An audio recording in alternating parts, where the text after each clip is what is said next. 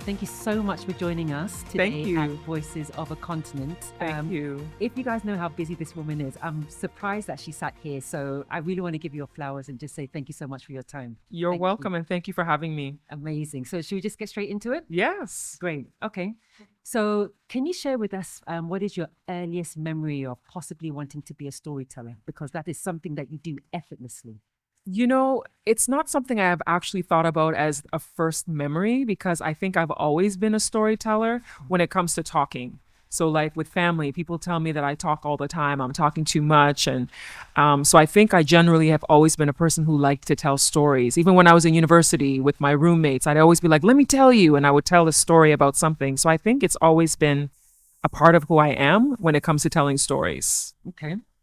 So when you left Canada for Ghana, what was it about? Was it about returning back to your roots, or was it about trying to rewrite your roots? It really wasn't either one of those reasons. So I initially came in 2011 and I stayed for a couple of years. When I came in 2011, it was because I was going through some personal challenges, career challenges, and my mother suggested I come to Ghana for a getaway.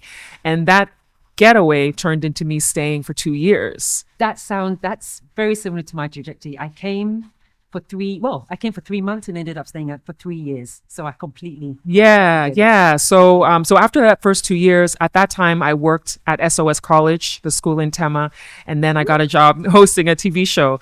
So when the contract ended with the TV show and I went back to Canada, when I was there, I was like, I've been thinking, I think Ghana wasn't so bad. There was opportunity for me to do the work that I enjoyed doing, which was working in media. And whereas in Canada, it seemed like a lot of doors were closing when I wanted those opportunities. There weren't as many available. There was one TV station, Viva TV, an African-owned station that gave me freelance opportunities, but it wasn't a regular basis thing. So I was like, I think Ghana, I can go back and I could probably do that again. And explore. Yeah. So for me, it was about seeing that as a Black woman, as an African woman, that there were opportunities in Ghana, the country that I came from, ironically, that my parents left and brought me to Canada for opportunity. But then I was looking to come back to Ghana for opportunity. Mm-hmm. Yes.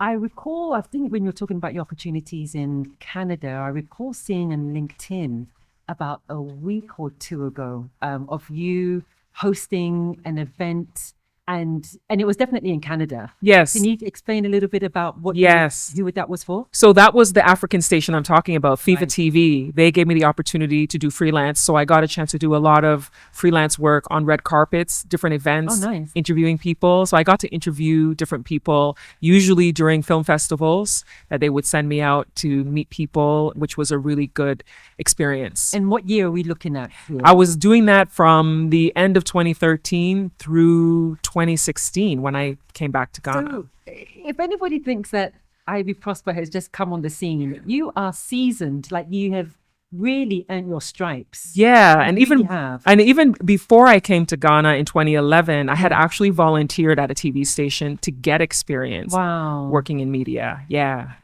Amazing. Mm-hmm. So did your identity feel more questioned or affirmed when you came back to Ghana to return?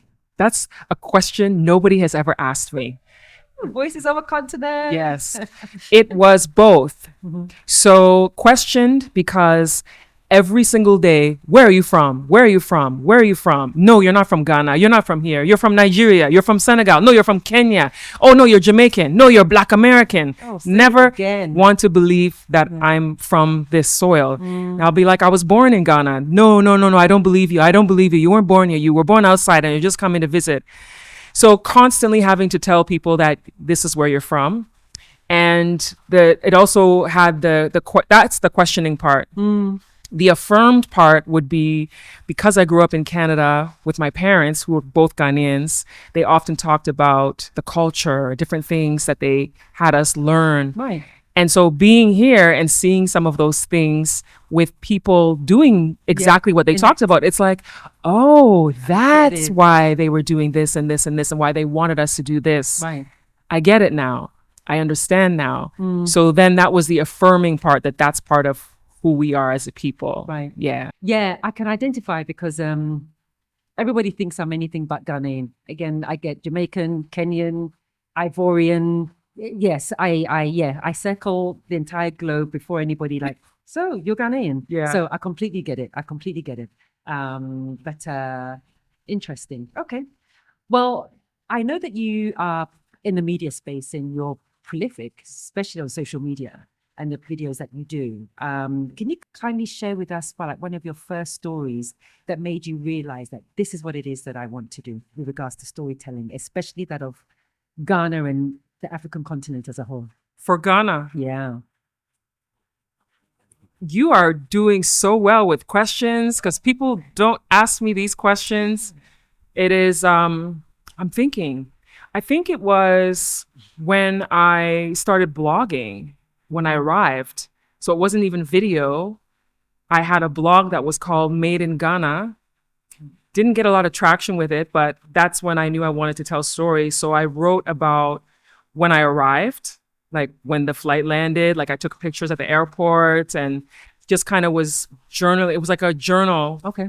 Telling people what my experiences were in Ghana. Even I had one that I wrote about earrings. So when things would happen, I'd be like, oh, this is an interesting story. Oh, I can share this. So it really was me writing about my experiences that made me see that I wanted to tell stories. I wanted people to see what it was that was happening here. And also I wanted people to know that it's not what they think. Because growing up over there and seeing the negative narrative of Africa all the time, I was like, this is my opportunity to share a different perspective. Absolutely. So blogging, and then my first video that I did that I posted on YouTube in 2011, I was walking through the grounds at La Palme Hotel. And I said in the video, I said, wow, look at this. This is Africa. This is Africa.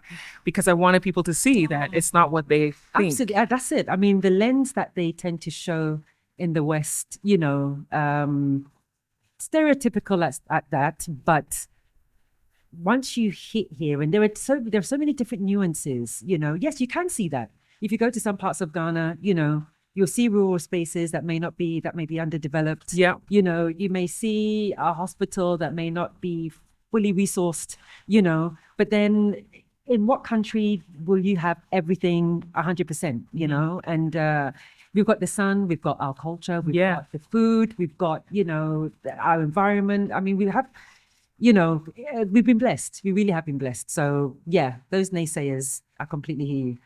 Okay, so you're a producer, a presenter, content creator, a digital nomad of sorts. I have to read mine because she has a list, all right? How do you choose what stories to tell? And which ones do you tend to leave alone? I usually go with what my gut tells me, or I go with what the comments tell me.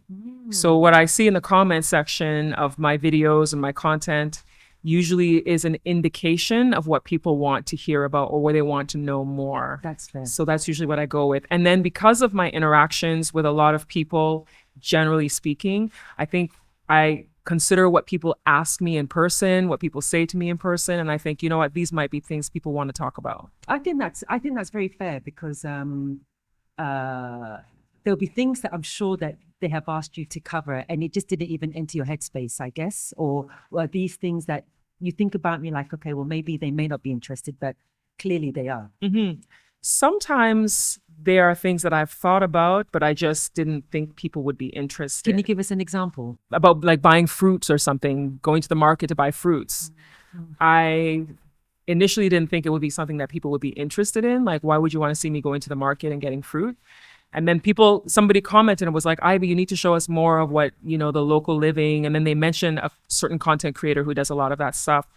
So I did a video on my Instagram and I actually also posted it on YouTube. And it was me going to a lady at a fruit stand in Osu, and I just basically was like, mangoes, I love mangoes. Best mangoes are in Ghana, best pineapples are in Ghana. Amen. And it actually got a lot of traction. People had comments about it, people liked it, and someone was like, somebody said, no, Jamaica has the best mangoes. Oh, wow. And they said, you've never been to Jamaica, so you wouldn't know. And I was like, actually, I have been to Jamaica. And they're not as good. And Ghana's are better. Interesting. Oh, that's cool. Okay. Yeah. Okay. So have there been times that you felt pressure to package Ghana in a particular light for a particular audience? And if so, how were you able to navigate that?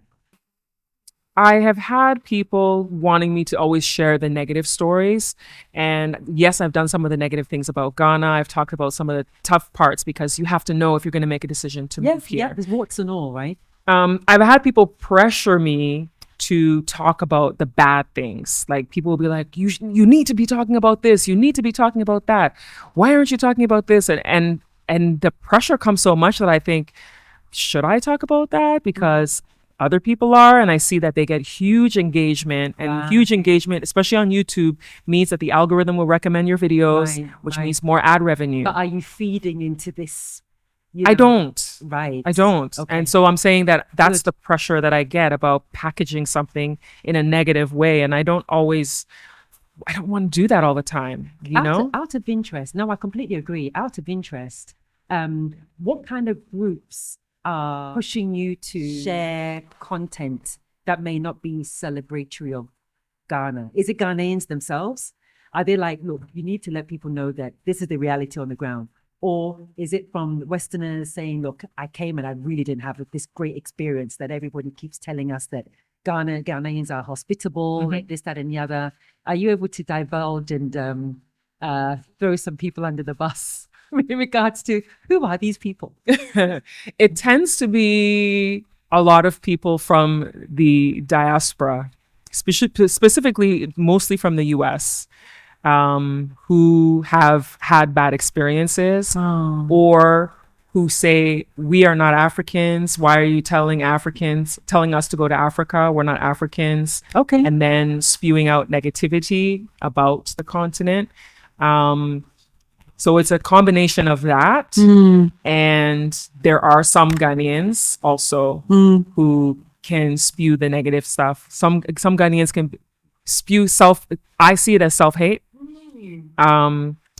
And I try not to let it, but it happens on both sides. But it tends to be mostly people coming from the West. That's interesting. I spoke with Diallo Sumbry, and I know you spoke with him a few months ago. Yes, I know Diallo. Yes, and so we spoke with him a few years back, I think just before he was installed. Okay. Yes, and so and we did a short video, and it went viral and everything. And one of the things that he mentioned in the video was that people didn't consider him as African, and he would say that. And whenever I watched that part of the video, it always broke my heart because, because he's got such a personality and he's really bubbly. And so he lets these things, literally wash off his back. But when I heard that, because at times I get that, to be fair, whether it's my accent or where I was born and all that kind of thing. But it is something that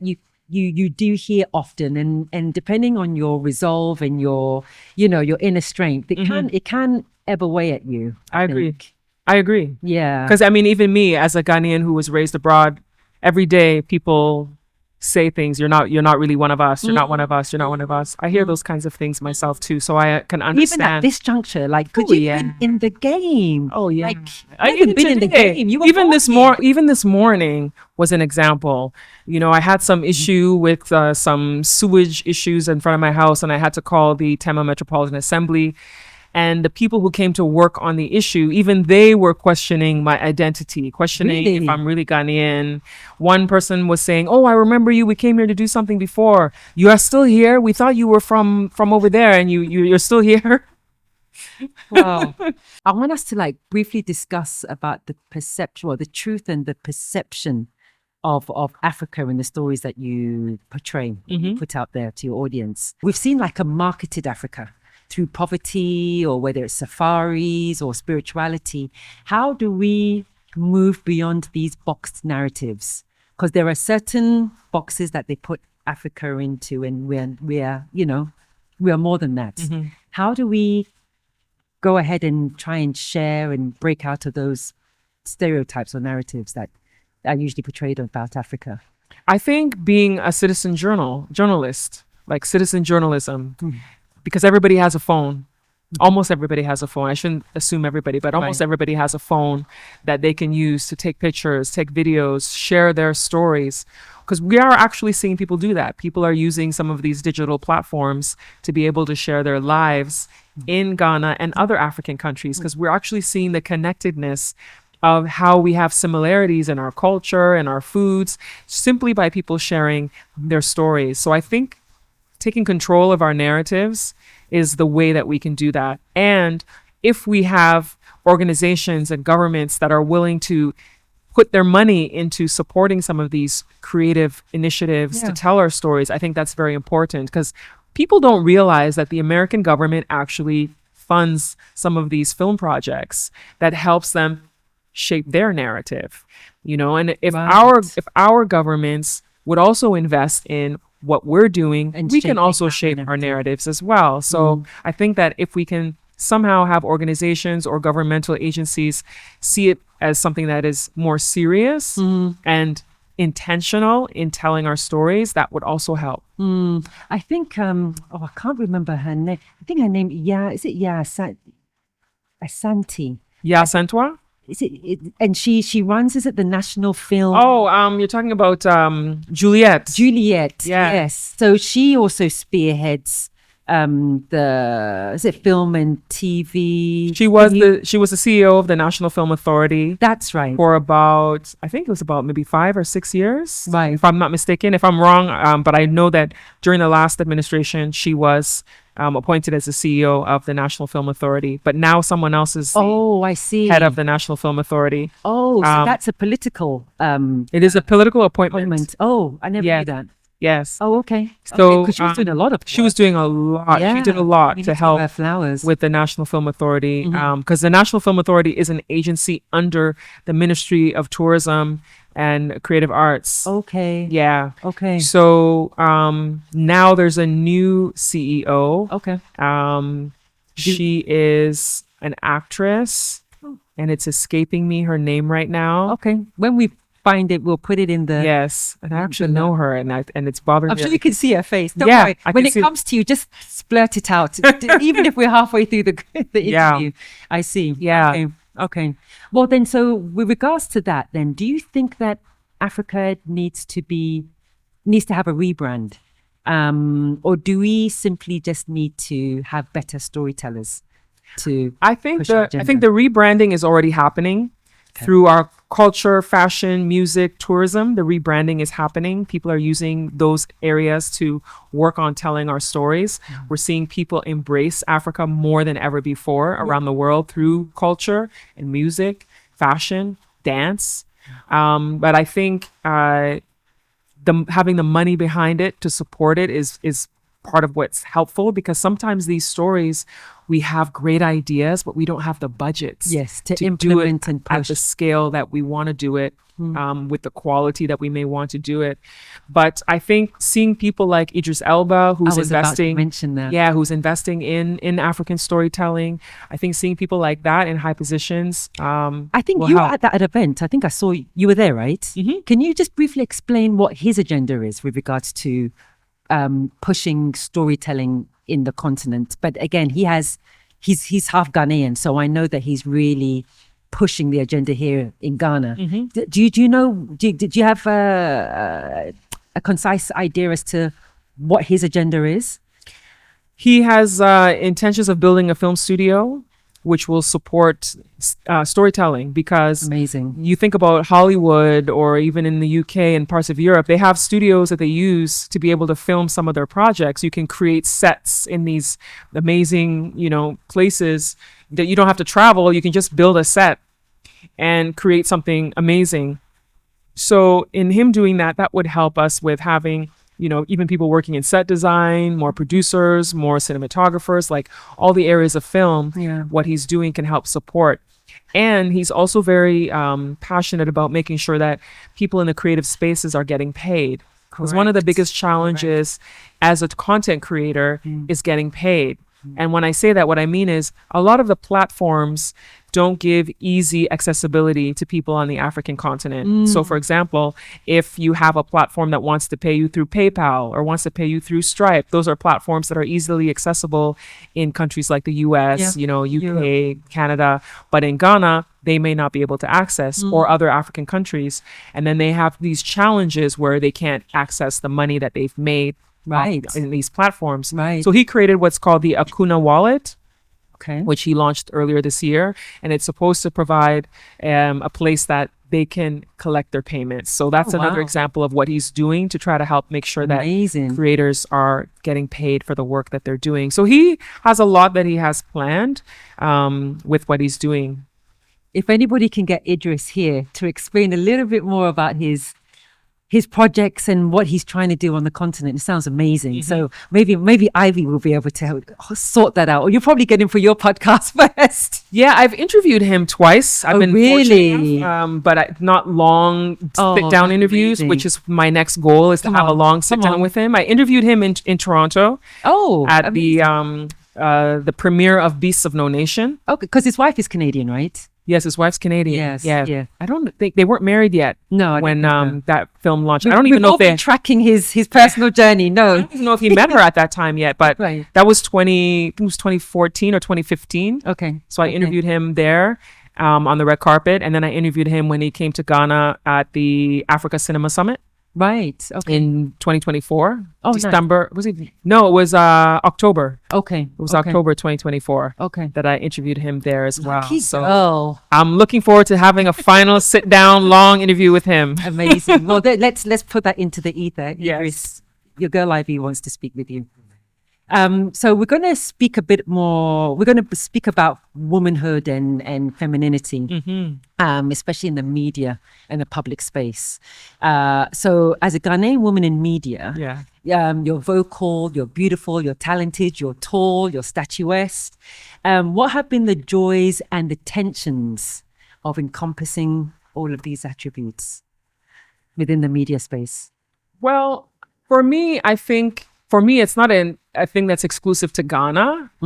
I think because I've always been this tall woman who has this like model look, there's always been that dynamic of my life. So it's not new in the Ghana space. Did you model? Have you ever modeled? Yes. Okay, that doesn't surprise me. Yes. Okay. Yes. In Canada? Yeah, in Canada. And then I went to the US and to London to try to see if I can get work. Because in the industry, it's like when you're in places like Canada, you want to leave and go to New York. You want to go to London, Paris, those places, because that's where the big gigs are and where you can have your huge success.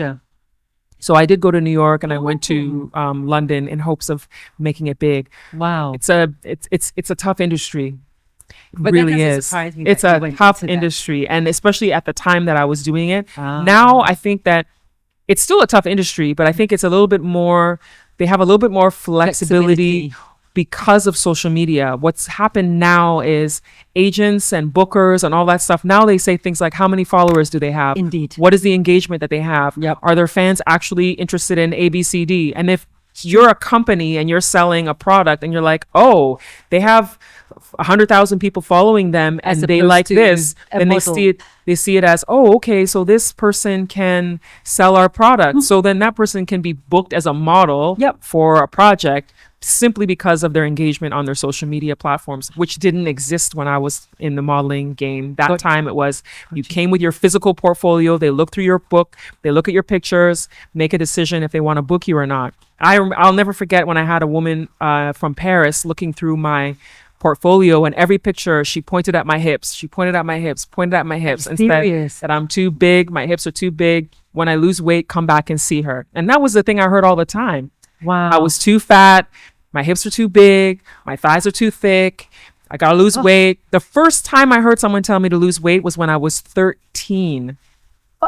I was 13 years old. I was about 5'11". I was super skinny. I could put my fingers around my arm and like this. And they said I was too big. I needed to lose weight. And that was the first time I heard it. I went home and I told my mom, I was like, they told me I should lose 2 inches off of my hips and lose a little bit off my waist. My mom was like, I'm shocked. Yeah, that's how it was. I mean, I was so skinny. When I see old pictures of myself back then, I cannot believe that they told me to lose weight. So that was my modeling career. Throughout my modeling career, I was always told I was too big, too big, too big, too big. Occasionally, I'll be told I'm too tall because I'm 6'1". And in the modeling industry, they prefer it if you were between 5'9" to 5'11". That was like the sweet spot that they liked. Really? So if you were above that, then it was like, oh, you're too tall, you're too tall, you're too tall. Oh, wow. But there were people who got booked. Okay. And that was largely because if you're doing catalog modeling, they got to still fit the catalog fitting clothes. Okay. Okay. And if you're that tall, you may not be able to. Yeah, you might be too tall for a lot of the stuff. Okay. I mean, even though women over 5'9" are already too tall for a lot of catalog clothes anyway. Right. But now they don't call it catalog modeling now because there's no catalogs like there was before. Now it's, they talk about commercial modeling. So yeah, I was always told I was big. And I remember in New York, one person even told me I should go and be a plus size model. And I was like probably 60, 70 pounds lighter than I am now, sitting here right now. Stop. Yeah. And they said that you should go to plus size modeling. Yeah, someone said I should do plus size modeling at the time. I think I was I was probably a size 8 or 10 at the time at 6'1". And they told you to go into plus size modeling. That's the industry. That is the industry. People don't realize how the industry is.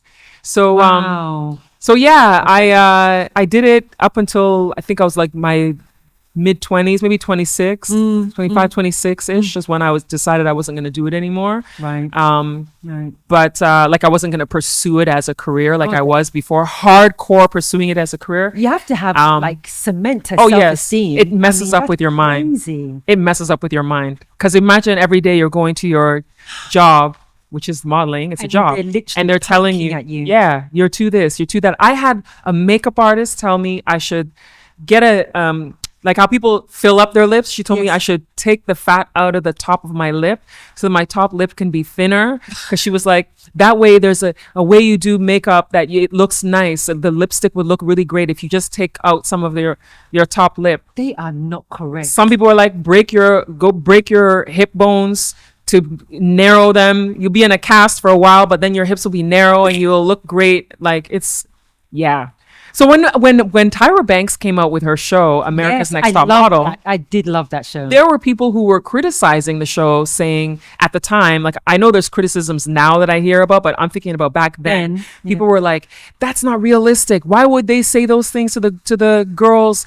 Why would they judge them like that?" And I'm like, that is how that industry is. And it probably was even worse because they were on camera. Yeah, we're on camera. Yeah, these people the number of times I went to auditions and they pull out a measuring tape and they're like, your comp card says you're this. So for those who don't know, a comp card it was like your business card as a model. So it was a card that had your picture. You would have on the front your headshot. Right. The back would have like 3 different looks to show you how you can present yourself. Okay. Then it has your measurements, your bust, your waist, your hips, your height, your shoe size, your dress size. Right. So I would have people constantly be like, are you sure that's what your hips really are, what it says on here? And then they will pull out the measuring tape and they will measure you in front of people and be like, oh, you have to lose a little bit of weight. No. And because a lot of times your agent will tell you to lie about your stats because they want you to get in the door. Get in the door and then win favor. Yeah. And there's athletes that do that too. They lie about their weight because they have to fit in a weight class or something. And footballers lie about their age as well. But anyway. And basketball players, some of them lie about their height. Like I met a guy who said he was like 6'3", and I'm like, how am I taller than you and you say you're 6'3"? You're not 6'3". Shame. You are not 6'3". Wow. But yeah, so that modeling industry, I had all of that experience. So now going into media, being on camera, that kind of stuff, there's criticisms, but I was like, the criticisms wasn't as much as I was getting with modeling. Completely. But I'll tell you, I had auditioned for a role as a host of a TV show in Canada, and I didn't get it. I thought that I got it because I was so good at the audition, and I wondered why I didn't get it. And then months later, I ran into one of the guys who was at the audition, he worked for that company. And he was like, "Oh, it's you." He's like, I don't work for them anymore, so I can tell you. And he said, "You were the best one for the job. But the reason they didn't choose you is because they wanted a blonde white woman to host the show." And I was like, "Oh, I see." So I thought to myself, this could be why I've been going to audition after audition, applying for job after job, nailing it and being qualified and not getting it. So that's just to sum up some of the experiences that I've had. So coming to Ghana in the media space, the challenge that I initially had was they don't like my accent. Yes, in Ghana, I had people who said they don't like my accent. They prefer a British accent or African, something from Africa. Any continental African accent, they're cool. Or a British accent is what I had people tell me. Yes. And they said, "Oh, it's the way you guys speak your English. It's this kind of English." What, the North American? Yes. Oh, okay. Yes. So I was like, great. Now I'm here in Africa and thinking I'm going to get opportunity. It's just now I'm getting this, So then that was when I was like, maybe I should do my own stories. So I had started to actually record videos with people, and I just never even edited them. I still have the old content, but I started to record interviews with people that I was going to post on YouTube. Okay. But then I actually got a job hosting a TV show that was through networking. I was hosting a show. So the gentleman who hired me for the show, sadly, he's passed away this year. Dr. Kwesi Owusu, Creative Storm. May his soul He saw something in me and hired me without me even having to audition, apply, nothing. I wasn't looking for the job. He reached out and said, because we met once through a common friend. Okay. And I had given him my business card. He had looked me up, saw some of the things I did online, videos. And then he said he thought I was the best for the job. He said he felt that I could connect with Ghanaians as well as connect with people abroad. Right. With the storytelling. Right. We did stories on maternal health. Okay. Women in Ghana passing away after childbirth. So that was my start into doing media in Ghana. So, and it's been a great experience since. I've been able to carve my own lane. I haven't had other people hire me for any of the TV networks. But I've been able to do things on my own, using my own platform. And so is that how you have been able to preserve and carve your own style, because you've clearly set up different platforms and different... Yes. And when I found out how little they paid people on some of these TV stations, I kind of was like, maybe I should stick to doing my own stuff. It does look pretty flashy on TV and radio, but I do hear that the salaries aren't the best. Yes. And then also I thought, do I want to be in some of the dynamic in some of those spaces? And it's not that I'm knocking anybody down, but I remember I had an interview with one of the TV stations here, which I'm not going to name, but one of the TV stations here in Ghana. And at the interview, I happened to not be wearing earrings that day. I love earrings. I love statement earrings. Yes, they are beautiful. But that day I was in such a hurry. I forgot to put my earrings on. When I was in the taxi, I was like, oh, well, I'm going for the interview. I'll present myself well anyway. And at the interview, I actually wrote a blog post about this in my Made in Ghana blog. At the interview, the guy was like, why aren't you wearing earrings? Are you from some religious group that tells women not to wear earrings? Why aren't you wearing earrings? And I was like, focus on such things. And I was like, what do earrings have to do with the job? I'm here interviewing with you about my skills. Yeah. And you're talking about my earrings? I used to get that. It's so... Yeah. And then in the same interview, he's like, and why aren't you wearing heavy makeup? A Ghanaian woman would know she should be wearing heavy makeup to come to a job interview, but you're not wearing heavy makeup. Well, what is this, the light makeup you have? Really? Yes. I was like, wow. So this is the kind of environment I would be in if I was working here. You wouldn't thrive. Nah, I don't think so. I don't think I could be in this environment. So, Okay, so you've traveled the country widely, from beaches to boardrooms. Which part of Ghana has surprised you the most? Surprised me? Yes. Surprised. Pleasantly surprised. I would say, like, in a good way, yeah. So what surprised me was I did not know that rubber grew in Ghana. Rubber trees. I didn't know that there were rubber trees here. Did you know that? No, I don't think I've actually even given it any thought. Robert, no, I didn't know that. I didn't. So when I was traveling in the Western region, when I was working on the Maternal Health show, we were driving into some community somewhere, and I was like, it smells like rubber. Like we were just smelling rubber. And then that's when they said, oh yes, the rubber trees are around here. You can get the thing that they used to make rubber. And I was like, really? Wow. That's something I never thought about in my life. Western region. Yeah, in the Western region. I was like, that's something I never thought about in my life. So that surprised me. Okay. And also in the Upper East region, there's an area called Tonga Hills, and these natural rock formations in that region, just rocks that are just, it's like almost like as if they've been strategically placed in a way that it's like creating this like artistic artwork. Oh, beautiful. But it's natural rock formation. And then there's an area where there's this big rock that's almost like it's curved, and they said that's where the kids sit to have school. And so that area surprised me, because I was like, I didn't know that there was a place with this kind of natural rock landscape in Ghana. And then one of the men who grew up there said, oh yes, and the rocks grow. And I was like, what? He's like, yes, I remember this rock when I was a kid. It was like this, but now it's like huge rock. And I was like, what? You said Tonga Hills? Tonga Hills in the Upper East region. Wow. Okay. Yeah, that surprised. That surprised me. Interesting. Yeah. Okay. Tonga Hills and rubber trees from the Western region. Check. Yeah, those are two things that surprised me about this country. Thanks for because sharing. there's a lot that people never see. Yeah, I'm blessed to have seen as much as I have. Yeah. I've been across every region except Upper West. Oh, really? Okay, so that's what That's where Wa is. Yes. Upper East is where Bolgatanga is. Okay. Upper West is where Wa is. I haven't been there yet. Okay.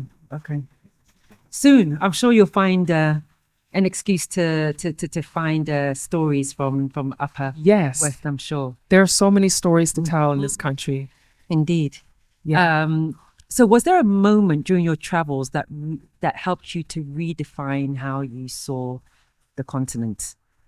Was there a specific moment? I wouldn't say that there was, like, I'm trying to think, do I remember a specific moment? I think it was just me exploring that made me see that there's ways to tell stories from the continent. And actually, it was even before I started coming here. Now that you said it, it's triggered a memory. This is a really good interview, I have to say. You're very good. You are very good. I'm sidebarring here. You're very good. Thank you. 1998. Okay. 1998. What happened in 1998? I came to Ghana. It was about a year after I graduated university. And I was hanging out with my cousin at the time. He was really into, the hip life and all that kind of stuff. So I got a cassette tape of Reggie Rockstone's Plan Bang. Oh. Reggie, of course. Yes. Of course. And I listened to it. I listened to his other music, all kinds of other, hip life music that was happening at the time. And then my cousin took me to this club that was called The Bus Stop. And it was like I think it was on the Ring Road on the way to Circle. Yes. And so me spending time within this space of like going to the nightlife and the music and he even took me to place where people watched movies. At that time, it was like an outdoor space in Tema. They would put a big screen outside and then bring the plastic chairs out and people would sit and watch movies. Oh, wow. And I thought to myself, I even journaled about this. I found the journal the last time I was at my mom's in Canada. And I had written about the power of music and culture. And that was when I think that I didn't realize it then, but now I can look back and realize it, that was the moment that I realized how connected we are as a people, whether you're Black people in the diaspora or you're here. Yep. The way that they fused the hip hop music with a high life music to create a whole new genre. And I must admit, Reggie was really influential in that era when he was really infusing hip hop beats and tree, and it was amazing. Yeah, so I was like, amazing. I was like, he's rapping in tree. Yeah. He's a special human being. And for somebody who, for me, coming from Canada, where I was used to rapping in English, yes, and being in that space where as a Ghanaian family, the only people we heard speaking Tree was like the family members, Yes. or when we would go visit other Ghanaians. Yeah, It other wouldn't- relatives. Yeah, it wasn't like a widespread thing. So it's like when you heard your language, that was like part of your identity. Indeed. You know, and I even think back when I think about language and identity, there was a commercial, there was a car company, I think it was Datsun, I can't remember, but there was a commercial they did where they had Tree in the commercial in the 80s. And it was like this song, they were clapping, they were showing the car, and they said, AF, Yenko Tobi, oh, Yenko Tobi. And every Ghanaian who saw that commercial picked up the phone. Hey, did you see that? Did you see that commercial? Did you see the commercial? They were using Tree. Did you see that? So it was like, it just brings everybody together, doesn't it? The power of language with identity. And absolutely. so saying that so when I heard this music, it was like, this is part of our identity. And he's fused it with something from over there and created this cultural mix. Yep. And then that's when I realized how powerful it is to use the creative arts with telling our stories. Absolutely. And I really, truly believe that experience when I was 25 in Ghana, is it 25 or 26, 25? 1998? I should do the math. That experience at that age truly, I believe, planted a seed in me subconsciously, without even realizing it. Wow. I believe that seed helped me in becoming who I am today, and also helped me in doing what I do today. It's amazing how you look back and see how the dots have connected, huh? Yes. And then it's funny, I'm friends with Reggie now. Yeah, again, Reggie, he's also a brother and a family member. Yeah. I need to get you on here, Reggie. So we can celebrate you. Anyway, yes, I agree. I completely agree. Okay, so we're wrapping up now. Can you kindly share, are there any stories that you feel that you haven't told yet or that you're excited to tell?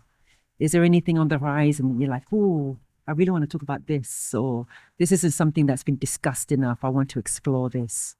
Is there anything? I want to do fiction.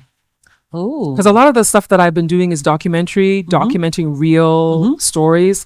I want to do fiction. That's exciting. And I want to do fiction that's inspired by real life. Good. Because fictional stories are usually based on real life. Yes. Yes. Unless it's like science fiction. Sci-fi kind of stuff. But, dramas, romantic comedies, those types of things are actually usually based on people's real life. Yeah. Absolutely.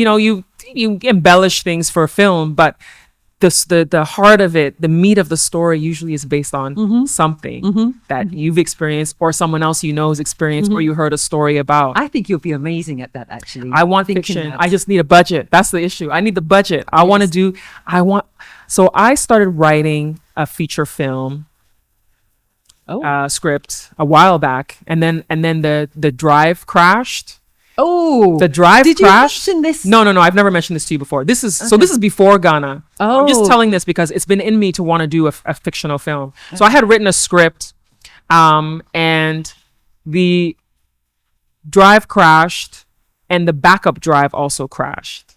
And I had taken the backup drive to somebody who specializes in retrieving data and spending all this time, and because he's like, oh yeah, he's always does it. He does well. He's confident.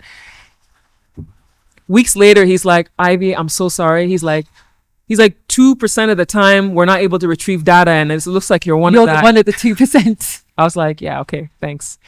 So it's always been in me. So I actually started writing again, and there's somebody I've been talking to about the ideas that I have. So I actually started writing again. I have an idea for a fictional series and a feature film. Amazing. Romantic comedy stuff. Ooh. Yeah. Oh, that sounds exciting. Yeah, but I need the money.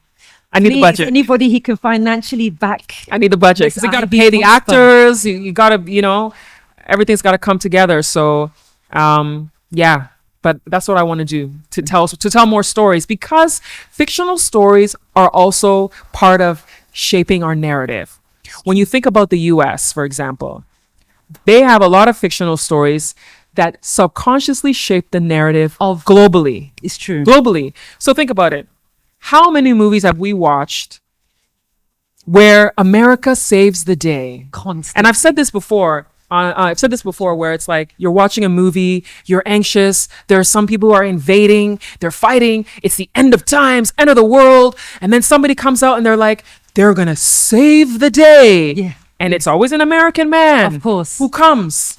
Yes. He saves the day. And All then big and buff. the end of the movie, he's standing there like this. The wind is blowing.